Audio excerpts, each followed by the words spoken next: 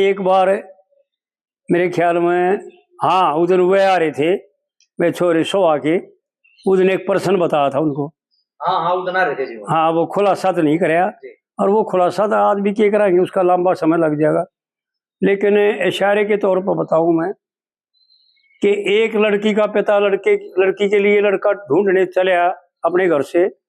जब लड़की अपनी माँ ने बोली, माँ मेरे पिताजी किज्जा है, अब भी तेरी जवान होगी, तेरी खातर कोई लड़का तो होंगे। तो लड़की बोली, मेरे लिए वो लड़का तो है जो लेके दे नहीं और करके खा ले। तो बहुत कुलछड़ी बात कही। उसका पिता भी बोले और माँ भी बोले, ऐसी क्या करेगी, मन नहीं चाहिए, तुमने कोई चिंता नहीं, तुम देख लियो, ऐसा हो लड़का वो आपा बता देगा, तुम बात कहियो नहीं कहियो भाई मैंने हमारी लड़की ने ईसा लड़का चाहिए, या शर्त रखी उसने, या शर्त रखी। जब वो लड़का गया और एक आदमी के घर गया और एक आदमी से मिला, रामा किसनी हुई और ओक्का भरवा दिया, चाय मंगवा दी। और वो लड़का जो ना लांगना का पशुओं का यार फूस करता फिर था, बांधा खोली करता। और उसने पूछा उस आदमी से, तो आदमी भी छो मांगने बोले अभी से फूकेगा, और हमारे गांव में तो कोई लड़का सह नहीं था। जब वो लड़का बोलता है कि ना पिताजी ठीक है यो, हम ब्याह लेंगे, उसने शादी मैं कर लूंगा उसके साथ, मुझे मंजूर है। अगर तू, वो बाप बोले अरे तू अगर ना पिताजी तू ठीक है मैं कर लूंगा शादी उसके साथ, लेकिन मेरी भी शर्त है कि भाई तू भी बता दे अपनी शर्त। वो लड़की का बाप बोले भाई तू ही बता दे तेरी क्या शर्त है। कि मेरी शर्त है सो के जागे नहीं और बैठ के उठे नहीं, अगर ऐसी लड़की है तो मैं शादी कर लूंगा, और मैं उससे बात कर लूंगा, जब वो मंजूर कर ले तो मेरे को बुला ले। तो पिता वापस आ जाता है, और घड़ी लंबी कहानी क्यों करी, वो उससे बता देता है कि भाई ऐसे ऐसे। तो वो लड़की कहती है पिताजी बुला लो उनको, सही जोड़ मिल गया, सही मारा जो मिल गया, मैं जैसा लड़का चाहती थी वैसा है यो, इसको बुला लो और मेरे से बात कर लेगा। तो वो बुला लेते हैं और दोनों को बैठा देते हैं चाय पानी पीने के लिए। तो आपस में बात करते हैं। जो लड़की पूछती है कि जी आप मैंने जो पूछा था ये, हाँ हाँ बिल्कुल, मैं न लेके देता नहीं करके खाता नहीं बिल्कुल। क्या आप, कि हाँ मैं भी सो के जागती नहीं बेटे, राम राम, सो के जागती नहीं और बैठ के उठती नहीं बिल्कुल, बैठ की तो बैठ गई। कि और क्या चाहती हो, कि मैं ये पूछना चाहती हूँ आपसे कि मेरे अलावा आपकी और कितनी स्त्री हैं। तो वो बोले 16 और हैं, और व्यवहार काल में जिनको कला भी कहते हैं, ये तो व्यवहार काल की है कला तो, और परमार्थ की अध्यात्म की 16 वे गुण हैं वो स्त्री हैं। धीरती कीर्ति मेधा अक्षमाशीलता सहनता दया, ये 16 जो इनका इस्तेमाल करेगा महान हो जाएगा और मोक्ष में जाएगा। और 16 एक कुलछड़ी भी है जो दुख में डालती है, जो आग में भगा देती, वो उसमें झोंक देती है आग में। तो लड़की को वो बताता है कि 16 स्त्री और हैं, 17वीं तू एक। कि ठीक है हमारा तेरा तो सूत बैठ गया, मन पसंद है तू और बिल्कुल स्वीकार है कि मैं तेरे साथ शादी कर लूंगी। वो लड़का बोलता है कि मैं भी पूछ लूं, कि हाँ आप भी पूछ लो जो आप पूछना चाहते हो, कि आप बताओ मेरे सिवाय आपके कितने खसम हैं। तो लड़की कहती है 10 मेरे भी खसम है और 11 तू है। तो औरत में भी 10 गुण होते हैं स्वाभाविक, जो औरत उन 10 गुणों का इस्तेमाल करेगी उनमें फिरेगी। पुरुष के 8 हैं वह, पंडित जी ने गा भी रखे 8 गुणों में फिरते, औरत के 10 हैं, 2 फालतू है, इसलिए शक्ति है। अपने आप 11 पीढ़ी तो अपने सांसरे वालों की और 9 पीढ़ी पीर वालों की मोक्ष में ले जाएगी वो स्त्री। इतनी बलवान होती है। एक दिन उस दिन बताई थी ना कि पुरुष तो ईश्वर स्वरूप है, जैसे ईश्वर सम है। एक बड़ी विलक्षण बात बता दें भाइयों को और माना को, जैसे ईश्वर सम है, एकर्ता, मायामल से पर है, लेकिन जो ईश्वर की शक्ति है, जिसे महामाया, योग माया और माया 3 रूपों में विभक्त किया, और परमात्मा ने भी अपने आप को, ब्रह्म ने भी अपने आप को, ईश्वर ने भी अपने आप को 3 रूपों में विभक्त किया, ब्रह्मा, विष्णु और महेश।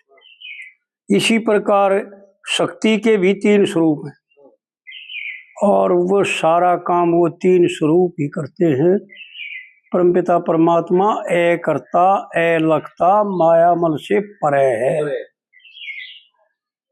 लेकिन उसकी शक्ति ही काम करती है। और यो जीव उसका ईश्वर का स्वरूप है, ईश्वर का अंश है, और इसके साथ जो बुद्धि आई है, पंडित जी ने बड़े विलक्षण ढंग से गा रखी है कि कविता में तोड़ करके जा रहे हैं। भाई आधी रात शकरते ढड़के और रहा पैर का तड़का, देखिए बिना जीव की गां कामनी का एक होया अचानक लड़का।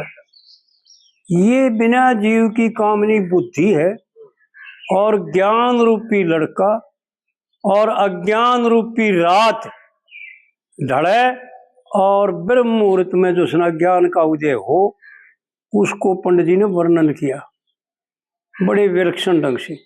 एक कमेंटर है कल ईसप है, हाँ ईसप है, हाँ, लिख रखा बोला ये जो कौन लड़का था यो, हाँ, आपको बोला जानकारी नहीं है, मैं बता देता हूँ। हाँ, उन्होंने लिखा भाई आधी रात का जो पैर हो है, हाँ, उसके बाद सत का पैर शुरू हो गया। हाँ, ब्रह्म ईश्वर का पैर सब, तो बोले वो सत था जो पैदा हुआ है। हाँ, सत ईश्वर का नाम है, सत ईश्वर है।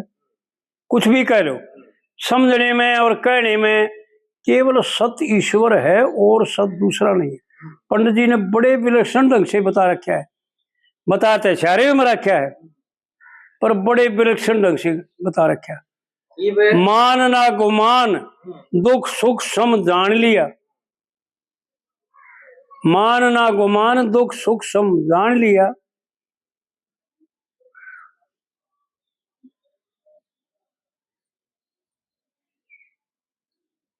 यानी देखिए याद नहीं आ रहा है। हाँ, यानी हाँ, नहा धोकर त्रिकाल की संध्या नाख दे चित पर धारी, और गायत्री का भजन करे ना सत का पण्या पुजारी। सत केवल ईश्वर है, और जो ईश्वर का पुजारी बन गया वो इस संसार से उपराम हो गया, ऊपर उठ गया, इस संसार से अलग हो गया। तो सत को हो, या हमारे शास्त्रकार और हमारे ऋषि उसको ब्रह्म मुहूर्त कहते हैं। ब्रह्म भी परमात्मा का नाम ही है। सत को हो, ब्रह्म को हो, उसके मुख्य यही नाम है। तो ब्रह्म मुहूर्त और ज्ञान भी भगवान का ही स्वरूप है, कोई न्यारी बात नहीं है, क्योंकि ज्ञान नाना तरह के, और गीता में वर्णन किया है ज्ञान विज्ञान त्रिपति आत्मा। विज्ञान प्रभु की रचना और ज्ञान प्रभु का स्वरूप, दोनों को जो जान लेता है, अपने नेत्रों से जो देख लेता है, दिव्य नेत्रों से, अंदर के नेत्रों से, वो त्रिपत हो जाता है, उसकी भूख मिट जाती है। तो इस प्रकार पंडित जी ने भी बड़े विलक्षण ढंग से बता रखा है। एक उड़ा आ जाओ जी उल्टे। वो जो पहले तो छोरी ने शर्त रखी, और फिर छोरे ने जो शर्त रखी, वो खोल के बता दे कौन से। वो छोरी ने जो शर्त रखी थी, आगे लेगा तो दे नहीं, करके खा नहीं। अच्छा अच्छा। और फिर जो 2 शर्त उसने रखी, आगे बैठ के उठे नहीं, और एक और। हाँ, मुख्य तो मैं बता देता हूँ। हाँ जी, हाँ जी। लेके ना देना तो ये है कि जितना भी हम शुभ कार्य करते हैं, उसका हम सब लोग जो है ना बेसमझी में मांग लेते हैं, व्रत लेते हैं, उसका इस्तेमाल कर लेते हैं, लेकर के परमात्मा से अपनी परमात्मा से प्रार्थना करते हैं कि अमुक कार्य करूंगा, मैं इतना दान दूंगा, इतना यज्ञ करूंगा, इतना भजन करूंगा, इतना भंडारा करूंगा, पर मेरा अमुक कार्य कर दिया, बन जाना चाहिए। भगवान जब मेरा फलाना काम हो गया तो मैं यूं कर दूंगा, यो कर दूंगा। ये है लेके देना, जो कराया था वो दे दिया, और इसी बार प्रकार से करके खाना। जो हम भजन बंदगी करते हैं उसको इस्तेमाल कर लेते हैं, बखान कर देते हैं कि मैं ऐसा भगत हूँ, बता देते हैं लोगों को, वो करके खाना है। हाँ वही, मैं तो तड़के उठकर न्यू मंदिर में जा, न्यू पूजा करूं, न्यू करूं, और दिखावा करना उसका।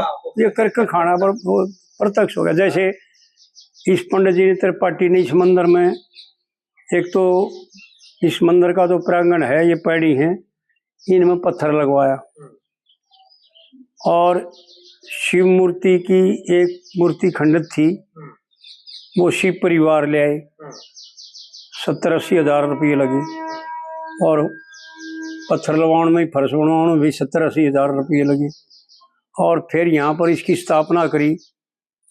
तो वैसे तो 9 ब्राह्मण बैठाए, नहीं 7 और 5 का विधान है, पर इन्होंने 9 बैठाए।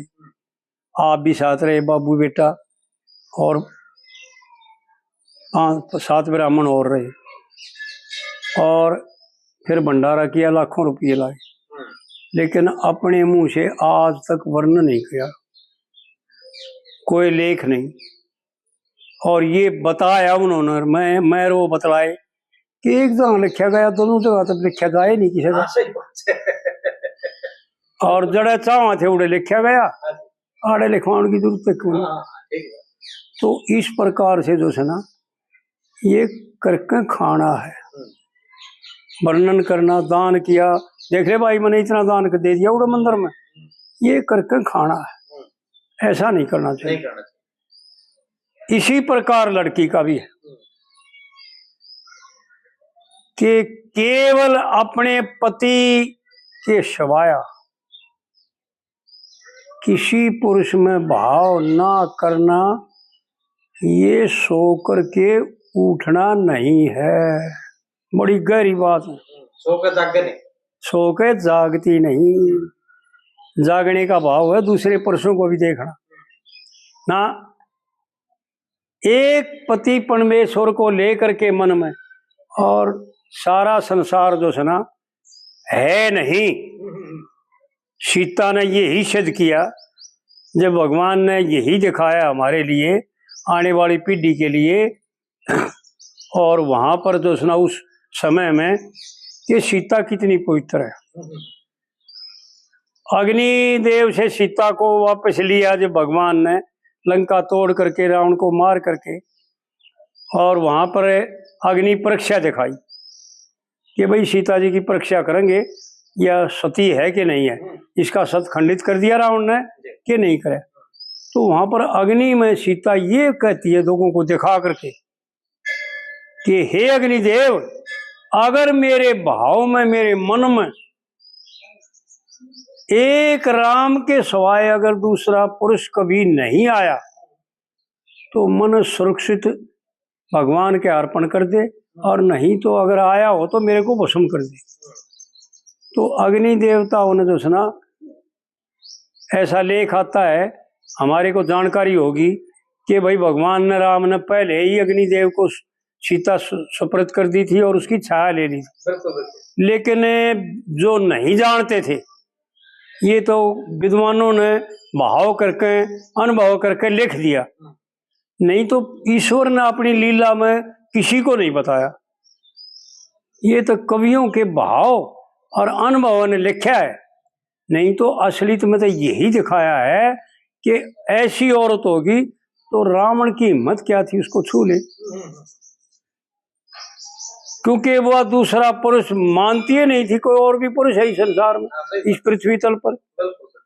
तो सो के ना जागने का भाव ये, और इसी तरह बैठ के ना उठना, कि जिस पूजा कार्य में मैं नियुक्त करी गई हूँ मेरे पति के द्वारा,